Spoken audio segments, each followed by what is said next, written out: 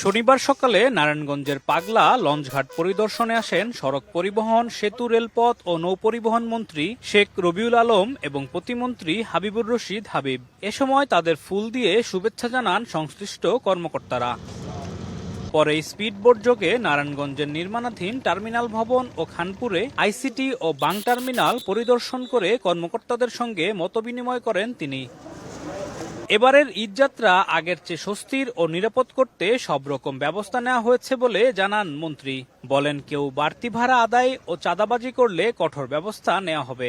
গতবার মোটামুটি একটা স্বস্তির যাত্রা হয়েছে, এবার তার চেয়ে আরো বেশি মনোযোগী এবং আরো বেশি আপনার তৎপর থাকবে সব সংস্থাগুলি। কোনো ভাড়া বাড়বে না, আর যারা এইভাবে ভাড়া বাড়ানোর চেষ্টা করবে তাদের বিরুদ্ধে কঠোর ব্যবস্থা নেওয়া হবে।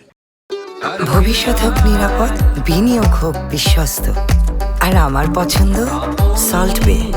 ওয়েলকাম টু সল্ট বে।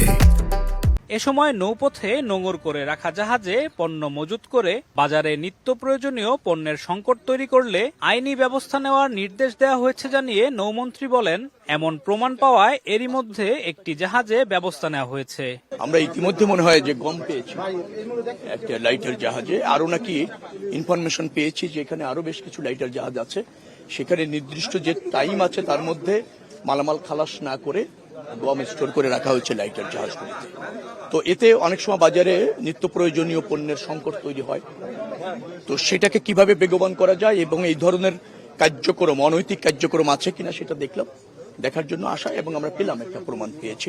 আমরা জানতে চেয়েছি যে চাইবো আর কি তাদের কাছে, যে তারা সঠিক জবাব এ পর্যন্ত মনে আমরা পাইনি। ব্যত্যয় ঘটেছে, যে বিধি আছে বা যে আইন আছে তার ব্যত্যয় ঘটেছে, তার জন্য আইনি ব্যবস্থা নেওয়ার জন্য নির্দেশ দেওয়া হয়েছে। এছাড়াও নদী দূষণ রোধে পানি সম্পদ মন্ত্রণালয় সহ সংশ্লিষ্ট কর্তৃপক্ষের সঙ্গে আলোচনার কথাও জানান মন্ত্রী। পরিবেশ আবার ধরেন আমাদের পানি সম্পদ মন্ত্রণালয়কে জ্ঞাত করব। আলিমুজ্জামান সাফওয়ান, দেশ টিভি, নারায়ণগঞ্জ।